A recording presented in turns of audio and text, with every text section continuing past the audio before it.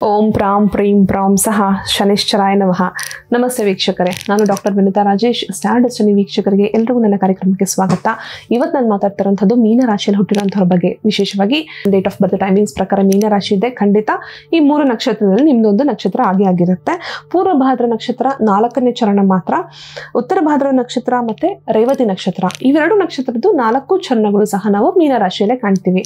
So ಹೆಸರು ಬಲವಾಗಿ ನಾವು ನೋಡ್ಬೇಕು ಅಂದ್ರೆ, ಅಕಸ್ಮಾತ್ ನಿಮ್ಮ ಹೆಸರು ದಿ ದು ಖ ಜ ಧ ದೇ ಮತ್ತೆ ದೋ ಚ ಮತ್ತೆ ಚಿ ಇಷ್ಟು ಅಕ್ಷರಗಳಲ್ಲಿ ಪ್ರಾರಂಭವಾಗ್ತಿದ್ರು ಸಹ ನಿಮ್ದು ಮೀನರಾಶಿ ಆಗಿರುತ್ತೆ. ಸೊ ಅಕಸ್ಮಾತ್ ಆಗಿ ತುಂಬಾ ಜನ ಹೆಸರು ಡೇಟ್ ಆಫ್ ಬರ್ತ್ ಗೊತ್ತಿರೋದಿಲ್ಲ, ಹೆಸರು ಪ್ರಕಾರವಾಗಿನೂ ಸಹ ಇದನ್ನ ನೋಡುವಂಥದ್ದಿರುತ್ತೆ. ಅಂತ ಸಂದರ್ಭದಲ್ಲೂ ಸಹ ನೀವು ಈ ಮೀನರಾಶಿ ಭವಿಷ್ಯವನ್ನ ಖಂಡಿತ ಫಾಲೋ ಮಾಡಬಹುದು. ಆಗಸ್ಟ್ ತಿಂಗಳಲ್ಲಿ ಎಲ್ರಿಗೂ ಸಾಡೆ ಸಾತಿ ಆಗಿರುವಂಥದ್ದು ಗೊತ್ತಿದ್ದ ಇದೆ ಮೀನರಾಶಿಯವರಿಗೆ. ಸೊ ಸ್ಯಾಟ್ರನ್ ರೆಟ್ರೋಗ್ರೇಡ್ ಆಗಿರುವಂಥದ್ದು, ಅಂದರೆ ಹಿಮ್ಮುಖದಲ್ಲಿರುವಂಥದ್ದು. ರೆಟ್ರೋಗ್ರೇಡ್ ಮೋಷನ್ ಅಂತಂದರೆ ನಾವು ಯೂಶುವಲಿ ವಕ್ರೀಗತನಾಯಿತು ಅಂತ ಹೇಳ್ತೀವಿ. 12ನೇ ಮನೇಲಿ ರಾಹು ಇರುವಂಥದ್ದು, ಸ್ವಂತ ಮನೆಯಲ್ಲಿ ಅಂದರೆ ಮೀನ ರಾಶಿಯಲ್ಲಿ ಸ್ಯಾಟರ್ನ್ ಇರುವಂಥದ್ದು, ಮತ್ತು ಸ್ವಂತ ಅಧಿಪತಿ, ರಾಶಿಯ ಅಧಿಪತಿ 4ನೇ ಮನೇಲಿ ಇರುವಂಥದ್ದು. ರಿಯಲ್ ಎಸ್ಟೇಟ್ಸಲ್ಲಿ ತುಂಬ ರಿಯಲ್ ಎಸ್ಟೇಟ್ ಮಾಡ್ತಿರೋವಂಥವ್ರು, ಏನಾದರೂ ಇನ್ನೂ ಡೀಲ್ ನಡೀತಿದೆ ಮ್ಯಾಮ್, ಹತ್ತಿರದಲ್ಲಿದೆ, ಯಾವುದೋ ಹೋದ ತಿಂಗಳಲ್ಲಿ ನಾನು ಆಲ್ರೆಡಿ ಡೀಲ್ ಮಾಡಿದ್ದೀನಿ, ಈ ಸಲ ಏನಾದರೂ ನಂಗೆ ಅದು ವರ್ಕೌಟ್ ಆಗುತ್ತಾ? ಖಂಡಿತ ವರ್ಕೌಟ್ ಆಗುತ್ತೆ. ತುಂಬ ಜನ ಕನ್ಸಲ್ಟೇಷನ್ಸಲ್ಲಿ ಕೇಳಿದ್ರಿ ನೀವು, ನಾನು ಹೇಳಿದ್ದೆ ಆಗಸ್ಟ್ ತಿಂಗಳಲ್ಲಿ ನಿಮ್ಗೆ ಅದು ಸಕ್ಸಸ್ ಆಗುತ್ತೆ ಅಂತ ಹೇಳಿ. ಎಷ್ಟೋ ಸಲ ಹತ್ರಕ್ಕೆ ಬಂದಿರುತ್ತೆ ಡೀಲು, ಇನ್ನೇನು ನೀವು ಓಕೆ ಇರ್ತೀರಾ, ಅವರು ಬೈಯರ್ಸು ಕೂಡ ಓಕೆ ಇರ್ತಾರೆ, ತೊಗೊಳ್ಳೋರು ಕೂಡ ಎಲ್ಲ ರೇಟಿಗೆಲ್ಲ ಓಕೆ ಇರ್ತಾರೆ. ರಿಯಲ್ ಎಸ್ಟೇಟ್ ಅಂದರೆ ಹಾಗೆ ಅಲ್ವಾ, ನಿಮ್ದೇನು ಜಾಗ ಇರಲ್ಲ, ಮೆಜಾರಿಟಿಲಿ ಇರಲ್ಲ, ಬಟ್ ಯಾರ್ದೋ ಜಾಗವನ್ನು ನೀವು ಹೆಲ್ಪ್ ಮಾಡಿ ಇನ್ನೊಬ್ಬರಿಗೆ ಕೊಡ್ಸೋಕೆ ಟ್ರೈ ಮಾಡ್ತೀರಾ. ಕೆಲವು ಸಲ ಎಸ್ ನಿಮ್ಮದು ಕೂಡ ಜಾಗ ಇದ್ದೇ ಇರುತ್ತೆ, ಸಾಧ್ಯತೆಗಳು ಎರಡು ಕೂಡ. ಬಟ್ ಏನಂದರೆ ನೋಡ್ತಾರೆ, ಬರ್ತಾರೆ, ಚೆಕ್ ಮಾಡ್ತಾರೆ, ಬಟ್ ತೊಗೊಳ್ಳಲ್ಲ, ಹಾಗೆ ಹೊರಟೋಗ್ತಾರೆ. ಆಗೊಂಥರ ನಿಮ್ಗೆ ಡೌಟ್ ಆಗುತ್ತೆ, ಇವ್ರೇನು ತೊಗೊಳ್ತಾರಾ ಇಲ್ವಾ, ಡೀಲ್ ಓಕೆ ಆಗುತ್ತಾ ಇಲ್ವಾ ಅಂತ ಕನ್ಫ್ಯೂಷನ್ ಆಗುತ್ತೆ. ಸೊ ಬಟ್ ದೆನ್ ಈ ತಿಂಗಳಲ್ಲಿ ಆಗಸ್ಟಲ್ಲಿ ನೀವು ಅದೆಲ್ಲ ಪೆಂಡಿಂಗ್ ಏನಿದೆ ಅವೆಲ್ಲ ಪೆಂಡಿಂಗ್ ಥಿಂಗ್ಸು ಈ ತಿಂಗಳಲ್ಲಿ ಖಂಡಿತ ಮುಂದುವರಿಯುತ್ತೆ, ಸಕ್ಸಸ್ ಆಗುತ್ತೆ.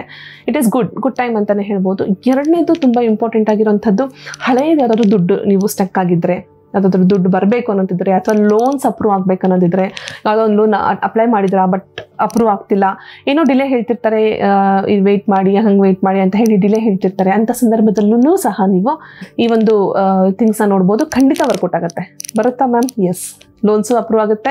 ರಿಯಲ್ ಎಸ್ಟೇಟಲ್ಲೂ ನಿಮಗೆ ಅದೇನು ಬ್ಯಾಲೆನ್ಸ್ ಇತ್ತು ಅದನ್ನು ಕೂಡ ಆಗುತ್ತೆ. ಬಟ್ ಹೊಸದೇನಾದರೂ ಇದ್ದರೆ ಅದಾಗೋದಿಲ್ಲ, ಆಲ್ರೆಡಿ ಹಳೇದಿರಬೇಕು.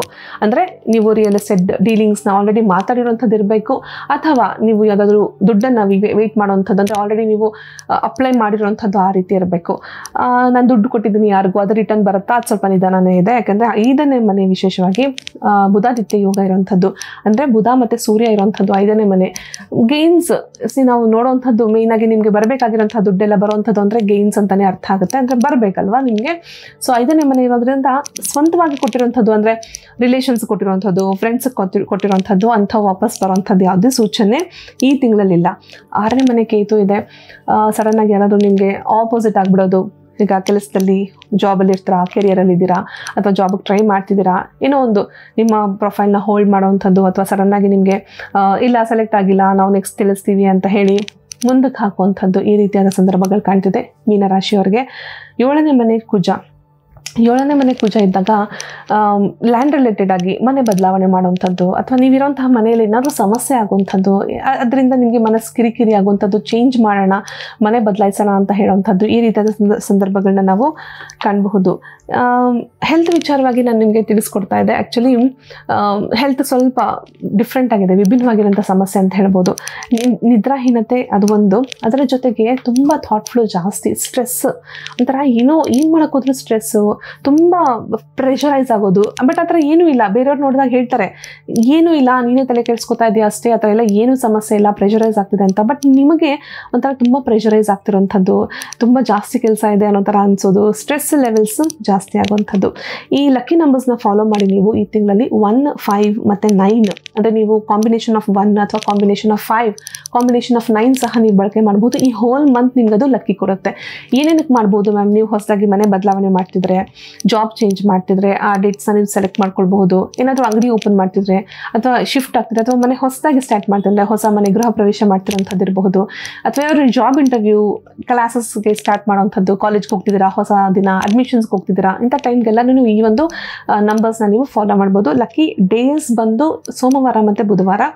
ಕಲರ್ ನನಗೆ ಹೇಳಿದಂಗೆ ನಾನು ಆದಷ್ಟು ಲೈಟ್ ಕಲರ್ಸ್ನ ಬಳಸೋಕ್ಕೆ ಪ್ರಯತ್ನ ಮಾಡಿ. ಲೈಟರ್ ವರ್ಷನ್ಸ್ ಆಫ್ ಯೆಲ್ಲೋ ಅಥವಾ ಕ್ರೀಮ್ ಅಥವಾ ಅಗೇನ್ ವೈಟರ್ಗೆ ಲೈಟರ್ ಕ್ರೀಮ್ನ ಸೇರಿಸಿದಾಗ ಯೆಲ್ಲೋನ ಸೇರಿಸಿದಾಗ ಬರುವಂಥ ಲೈಟರ್ ವರ್ಷನ್ಸ್ ಆಫ್ ಕಲರ್ಸ್ನ ಬಳಸ್ಬೋದು. Even red lighter version, orange lighter version, ಇವೆಲ್ಲನೂ ಕೂಡ ನೀವು ಬಳಸಬಹುದು.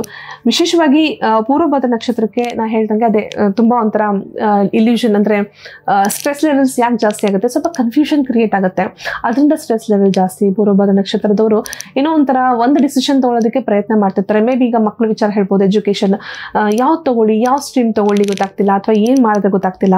ನಿಮ್ಮ ಮನಸ್ಸಲ್ಲಿ ಒಂದು ಇರುತ್ತೆ, ನನಗೆ ಇದೇ ಬೇಕು, ಒಂದು ಮೆಡಿಸಿನ್ ಫೀಲ್ಡ್ಗೆ ಹೋಗಬೇಕು, ಇಲ್ಲ ಇಂಜಿನಿಯರಿಂಗ್ ಫೀಲ್ಡ್ಗೆ ಹೋಗಬೇಕು, ನಿಮ್ಮ ಒಂದು ಆಸ್ಪಿರೇಷನ್ ಇರುತ್ತೆ. ಬಟ್ ದೆನ್ ನೋಡ್ತಾರಂತಹದ್ದು ಅಥವಾ ಸೆಲೆಕ್ಷನ್ಸ್ ಬರ್ತಿರೋಂಥದ್ದು, ಅದರಿಂದ ನಿಮ್ಗೆ ಏನಾಗುತ್ತೆ, ಕನ್ಫ್ಯೂಷನ್ ಕ್ರಿಯೇಟ್ ಆಗುತ್ತೆ. ಶಾಲೆ ಟೇಕ್ ಇಟ್ ಅಪ್, ತೊಗೊಳ್ಳ ಬೇಡವಾ ಅನ್ನೋ ರೀತಿಯಲ್ಲಿ ಕನ್ಫ್ಯೂಷನ್ ಕ್ರಿಯೇಟ್ ಆಗುತ್ತೆ. ಸೊ ಇದರಿಂದ ನಿಮಗೆ ಸ್ವಲ್ಪ ಸ್ಟ್ರೆಸ್ ಲೆವೆಲ್ಸು ಜಾಸ್ತಿ ಆಗೋ ಚಾನ್ಸಸ್ ಇದೆ. ಪೂರ್ವಭದ್ರ ನಕ್ಷತ್ರ ತಿಳಿಸ್ಕೊಟ್ಟಿದ್ದೀನಿ. ಉತ್ತರ ಭಾದ್ರ ನಕ್ಷತ್ರದವರು ಸ್ವಲ್ಪ ಆ್ಯಕ್ಟಿವ್ ಜಾಸ್ತಿ ಆಗ್ತೀರಾ ಈ ತಿಂಗಳಲ್ಲಿ. ಎಸ್, ಒಂದು ವಿಚಾರಗಳಲ್ಲಿ ನಿಮಗೆ ಆ್ಯಕ್ಟಿವ್ ಜಾಸ್ತಿ ಅನಿಸುತ್ತೆ, ಆ್ಯಕ್ಟಿವಿಟೀಸ್ ಎಲ್ಲ ಜಾಸ್ತಿ ಫೀಲ್ ಆಗುತ್ತೆ ನಿಮಗೆ. ಒಳ್ಳೆ ಏನಾದರೂ ಒಂದು ಆ್ಯಕ್ಟಿವಿಟಿ ಮಾಡೋದಕ್ಕೆ ಹೆಲ್ಪ್ ಮಾಡಬೇಕು ಅನ್ನೋ ರೀತಿಯಲ್ಲಿ ನಿಮಗೆ ಯು ಫೀಲ್ ಲೈಕ್ ಏನೋ ಒಂದು ಮಾಡೋಣ, ಹೊಸದಾಗಿ ಏನಾದರೂ ಪ್ರಾರಂಭ ಮಾಡೋಣ, ಅಥವಾ ಏನಾದರೂ ಒಂದು ಹೊಸ ನ್ಯೂ ಥಿಂಗ್ಸ್ನ ಪ್ರಾರಂಭ ಮಾಡೋಣ ಅನ್ನೋಂಥದ್ದು. ರೇವತಿ ನಕ್ಷತ್ರದವರು ಮನೆ ರೆನೋವೇಷನ್ ಮಾಡಿಸುವಂಥದ್ದು, ಅದಕ್ಕೆ ಖರ್ಚು ಮಾಡುವಂಥದ್ದು, ಆರೋಗ್ಯದ ವಿಚಾರಕ್ಕೆ ಖರ್ಚು ಮಾಡುವಂಥದ್ದು ಈ ತಿಂಗಳಲ್ಲಿ ಹೆಚ್ಚಾಗಿ ಕಾಣ್ತಿದೆ. ಸೊ ನಾ ಮಂತ್ರ ನಿಮ್ಗೆ ತಿಳಿಸ್ಕೊಟ್ಟಿದ್ದೆ, ಓಂ ಪ್ರಾಂ ಪ್ರೀಂ ಪ್ರಾಂ ಸಹ ಶನಿಶ್ಚರಾಯ ನಮಃ ಅನ್ನೋಂಥದ್ದು. ಇದನ್ನು ಪೂರ್ವಾಭಿಮುಖವಾಗಿ ಕುತ್ಕೊಂಡು ನೀವು ಅಟ್ಲೀಸ್ಟ್ ಮಿನಿಮಮ್ 80 ಟೈಮ್ಸ್ ನೀವು ಇದನ್ನು ಚಾಂಟ್ ಮಾಡಬೇಕು ಎವ್ರಿ ಡೇ. 7.5 ಎಫೆಕ್ಟ್ಸು ತುಂಬ ಇದೆ, ಇನ್ನೂ ಇರುತ್ತೆ. 2.5 years ಇದು ನಿಮಗೆ ಮಿಡ್ ಫೇಸ್ ಅಲ್ವಾ. ಸೊ ಇನ್ನೂ ನಿಮಗೆ 5 years ಅಂತೂ ಖಂಡಿತ ಇದ್ದೇ ಇರುತ್ತೆ. ಅದರಲ್ಲಿ ಇದು 2.5 ವರ್ಷದ ಒಂದು 7.5 ಫೇಸ್ನ ನೀವು ನೋಡ್ತಾರಂಥದ್ದು. ಇದು ಪ್ರೊಟೆಕ್ಷನ್ ಆಗುವಂಥದ್ದು. ಮೀನರಾಶಿಯವರಿಗೆ ನಾನು ತಿಳಿಸ್ಕೊಡ್ತಾರಂತಹ ಸಜೆಸ್ಟ್ ಮಾಡ್ತಿರೋಂತಹ ಬ್ರೇಸ್ಲೆಟ್ಟು ತುಂಬ ಒಳ್ಳೆ ರೀತಿಯಲ್ಲಿ ಪ್ರೊಟೆಕ್ಟ್ ಮಾಡುತ್ತೆ. ನೆಗೆಟಿವ್ ಥಿಂಗ್ಸು, ನೆಗೆಟಿವ್ ಆಸ್ಪೆಕ್ಟ್ಸು, ಮತ್ತು ಏನೋ ಒಂದು ಕೆಲಸ ಕಾರ್ಯಗಳಿಗೆ ಸ್ಟಕ್ ಆಗ್ತಿದೆ, ನನಗೆ ಮುಂದುವರ್ಸೋಕ್ಕಾಗ್ತಾ ಇಲ್ಲ, ಏನೋ ಒಂದು ಏನು ಮಾಡಿದ್ರು ಮೇಡಮ್, ಈಗ ಲೋನ್ಗೆ ಅಪ್ಲೈ ಮಾಡ್ತೀನಿ ಬಟ್ ಏನೋ ಒಂದು ಹೋಲ್ಡ್ ಆಗುತ್ತೆ, ಕೆಲಸಕ್ಕೆ ಅಪ್ಲೈ ಮಾಡ್ತೀನಿ ಏನೋ ಹೋಲ್ಡ್ ಆಗುತ್ತೆ, ಕೇಳಿದ್ರೆ ಹೋಲ್ಡ್ ಮಾಡಿದ್ದೀವಿ, ನಾವು ರಿಲೀಸ್ ಮಾಡಿದಾಗ ತಿಳಿಸ್ತೀವಿ ಅಂತಾರೆ. ಸೊ ಈ ರೀತಿ ಎಲ್ಲ ಒಂಥರ ಪ್ರೊಕ್ರಾಸ್ಟಿನೇಷನ್, ಏನೋ ಕೆಲಸ ಕಾರ್ಯಗಳಾಗ್ತಿದ್ರು ಏನೋ ಒಂಥರ ನಿಧಾನಗತಿ. ಕೆಲಸ ಮಾತ್ರ ಬಿಡಕ್ಕೆ ಹೋಗ್ಬಿಡಿ, ಯಾವುದೇ ಕಾರಣಕ್ಕೂ ಜಾತಕಗಳನ್ನ ಅನಾಲಿಸಿಸ್ ಮಾಡಿಸ್ಕೊಳ್ಳಿ. ನಾನು ಖಂಡಿತ ತುಂಬ ಮೀನರಾಶಿಯವ್ರಿಗೆ ನಾನು ತಿಳಿಸ್ಕೊಟ್ಟಿದ್ದೀನಿ. ಕೆಲಸ ಬಿಟ್ಬಿಡ್ತೀರಾ, ಮತ್ತು ಕೆಲಸ ಸಿಗೋವರೆಗೂ ನಿಮಗೆ ತುಂಬ ಪ್ರಾಬ್ಲಮ್ ಆಗುತ್ತೆ, ಯಾಕಂದರೆ ಕಮಿಟ್ಮೆಂಟ್ಸ್ ಅಂತೂ ಖಂಡಿತ ಇದ್ದೇ ಇರುತ್ತೆ. ಸೊ ಕೆಲಸ ಸಿಗೋವರೆಗೂ ಪ್ರಾಬ್ಲಮ್ ಆದಾಗ ನಿಮಗೆ ಒಂಥರ ಸ್ಟ್ರೆಸ್ ಲೆವೆಲ್ಸ್ ಅದರಿಂದನೂ ಕೂಡ ಜಾಸ್ತಿ ಆಗುತ್ತೆ. ಹಾಗಾಗಿ ಕನ್ಸಲ್ಟೇಷನ್ಸ್ ತೊಗೊಳ್ಳಿ, ಚೆಕ್ ಮಾಡ್ಕೊಳ್ಳಿ ನಿಮ್ಮ ಜಾತಕಗಳಲ್ಲಿ ಏನಿದೆ, ಏನು ಹೇಳುತ್ತೆ ಅಂತ. ಕನ್ಸಲ್ಟೇಷನ್ ತೊಗೊಳೋದಕ್ಕೆ ನೀವು ಕಾಣ್ತಿರೋ ನಂಬರ್ಸ್ ಕಾಲ್ ಮಾಡಿದ್ರೆ ನಮ್ಮ ಸ್ಟಾಫ್ ನಿಮಗೆ ತಿಳಿಸ್ಕೊಡ್ತಾರೆ ಯಾವ ರೀತಿ ನೀವು ಕನ್ಸಲ್ಟೇಷನ್ ತೊಗೊಳ್ಬೋದು, ಡೈರೆಕ್ಟಾಗಿ ತೊಗೊಳ್ಬೋದಾ, ಫೇಸ್ ಟು ಫೇಸ್ ಮಾತಾಡ್ಬೋದಾ, ಇಲ್ವಾ ಫೋನಲ್ಲಿ ಮಾತಾಡ್ಬೋದಾ, ಪ್ರತಿಯೊಂದು ನಿಮಗೆ ಡೀಟೇಲ್ಸ್ ತಿಳಿಸ್ಕೊಡ್ತಾರೆ. ಇದ್ರ ಜೊತೆಗೆ ನನ್ನ ಚಾನಲ್ ಲೈಕ್ ಮಾಡ್ತಿರೋಂಥವ್ರು, ಸಬ್ಸ್ಕ್ರೈಬ್ ಆಗ್ತಿರೋಂಥವ್ರು ಎಲ್ರಿಗೂ ಸಹ ಥ್ಯಾಂಕ್ ಯು. ನನ್ನ ಈ ಪರಿಹಾರಗಳು ನಿಮ್ಮ ಲೈಫಲ್ಲಿ ತುಂಬ ಇಂಪಾರ್ಟೆಂಟ್ ಆಗ್ತಾರಂಥದ್ದು ಕೂಡ I am really grateful and ಹೃನ್ಮನಗಳಿಂದ ಥ್ಯಾಂಕ್ ಯು ಹೇಳೋಕ್ಕೆ ಇಷ್ಟಪಡ್ತೀನಿ. ಇದ್ರ ಜೊತೆಗೆ ಮ್ಯಾಮ್ ನನಗೆ ಕೆಲವು ಡೌಟ್ಸ್ ಇದೆ, ಕನ್ಸಲ್ಟೇಷನ್ ಮೂಲಕ ತೊಗೋಬೋದಿಲ್ಲ, ಕಮೆಂಟ್ ಸೆಕ್ಷನ್ ಖಂಡಿತ ಕಮೆಂಟ್ ಮಾಡಿ, ಸಾಧ್ಯ ಆದಾಗ ನಾನು ನಿಮಗೆ ಖಂಡಿತ ಉತ್ತರ ತಿಳಿಸ್ಕೊಡ್ತೀನಿ. ಇದನ್ನು ಹೇಳ್ತಾ ಕಾರ್ಯಕ್ರಮ ಮುಗಿಸೋಣ. ಸರ್ವೇ ಜನ ಸುಖಿನೋ ಭವಂತು, ಸನ್ಮಂಗಳಾನಿ ಭವಂತು. ಧನ್ಯವಾದಗಳು.